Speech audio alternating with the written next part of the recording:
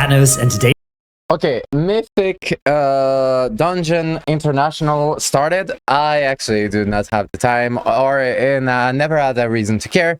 But I'm doing my Mythic Plus. I play tank, so it's actually interesting to see what they do compared to when they compete for timers. Just to get an idea of what the fuck is going on this side of competitive play when it comes to WoW. So the fastest run of midnight, mandatory strategy explained. Let's check it out. Today we're going to take a look at Mandatory's hyper-optimized path through Mysara Caverns from their perfect Deathless Group A weekend. All talents and builds used by the players can be found via Raider.io in the description below. Mandatory start off this run with a massive Bloodlust pull, combining all their major cooldowns to get a huge head start on the enemy forces count they'll need. It's not just offensive cooldowns that are used either. In the first few seconds of this pull, every single player presses at least one personal defensive cooldown to ensure their survival and give Ryson the ability to cast some Starfires instead of healing spells. This allows him to contribute substantial damage to the pull, while still doing some healing through the talent Dream of Cenarius, which is part of this newly popular Resto Druid build. After finishing up this pull and collecting more than 25% of the enemy forces they need, Mandatory wastes no time freeing the prisoners as efficiently as possible, with Ryson backtracking to the entrance and then using the Wernstone that Jinji gave him to rejoin the group. The rest of the group, in the meantime, has been busy starting the next pull. While Mira has gathered everything, Kush on the Devourer Demon Hunter benefited from not having to spend long outside of combat, while Maestine on the Affliction Warlock was able to start dotting everything up. This composition is one of many that Mandatory used this weekend, as thanks to the MDI's spec variety rule, teams need to adapt their specs from run to run. The Affliction Warlock in particular is a spec they really optimized to shine in this dungeon, while the Augmentation Evoker's unique utility suite, like that Wernstone we saw before, and we'll see again, made it a high priority pick that they had to carefully ration in each series that they played. After another big pull, Mandatory find themselves with over 50% enemy forces before pulling the first boss. But they want to take some more with them into the fight. Mirez rolls out to tag some extra enemies, while also using Ring of Peace to keep the last few mobs from the last pull grouped up in the AoE, while Ryson goes on a journey to tag some more bears.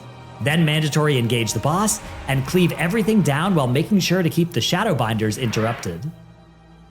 Their comp doesn't have a Death Knight for a grip, so it takes a while for the Headhunter to get under the boss, but luckily they're able to remove the hooked snare it applies to Maestine through a heads-up use of Soulburn, making his demonic circle cleanse the root. When all is said and done, Mandatory have 58.8% count and the first boss dead at the 507 mark, and head through the gate to the rest of the dungeon. And some more Evoker utility, in the form of Spatial Paradox, allows Ryson and Jinji to briefly have 100-yard range on their abilities, which lets them easily tag all the extra enemies they'd like to fight with the mini-boss. During this encounter, Mandatory do have one ability to watch out for, Ritual Sacrifice, which goes on Maestine this time. Luckily, he is a Night Elf, so he can Shadow Meld to briefly drop combat and also the Sacrifice. After the mini-boss goes down, Ryson and Jinji briefly activate some of the ritual incenses at the sides of the room, while the rest of the team charge forward to start the next pull. The most important thing here is to not get too crazy with the Collapsing Stars or other burst AoE abilities as the Grim Skirmishers get low, as synchronized Grim Ward explosions can be very lethal. Once this pull is done, Jinji turns around and heads back to the mini-boss room. He activates the final incense, which summons a spirit that will aid Mandatory for the next minute. Then he uses the Wernstone to teleport to Ryson, who is standing just within 100 yards of Jinji on the other side of some walls and hills. Then the two of them use a Warlock Gateway to catch up to the team. Okay, I didn't knew you can summon a spirit that can help you. This is actually really cool. Now it's Ryson's turn for a U-turn, as he runs to the top of the stairs to tag some more enemies while Jinji keeps running to rejoin the group. Once in range, Jinji rescues Ryson, and the carefully choreographed dance ends with the whole group and most of the remaining enemy forces that they need all converging on the second boss.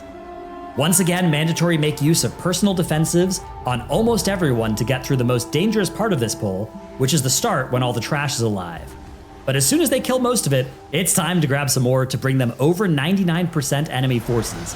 but still they're not quite at 100%. The enemy forces plan now reaches its final stage, as Mandatory have earned themselves the ability to skip all of the trash on the bridge and the dangers that come with fighting while the spectral hands are hurling projectiles towards them.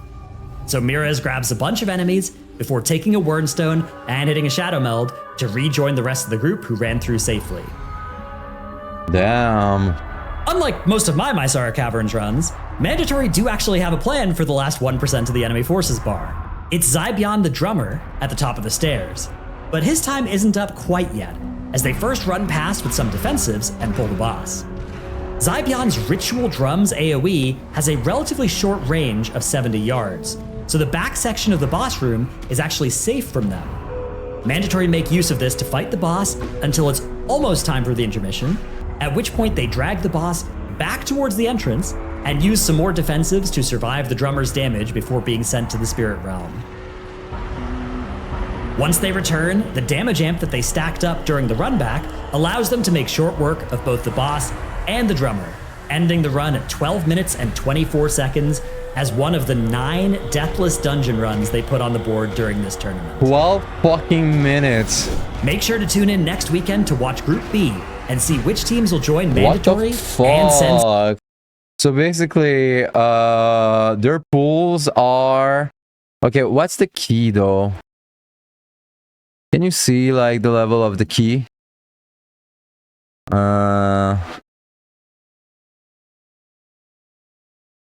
Yeah, the route is like completely fucked. Like, oh yeah, you can inspire yourself and try this. What the fucking tank can even take this many hits?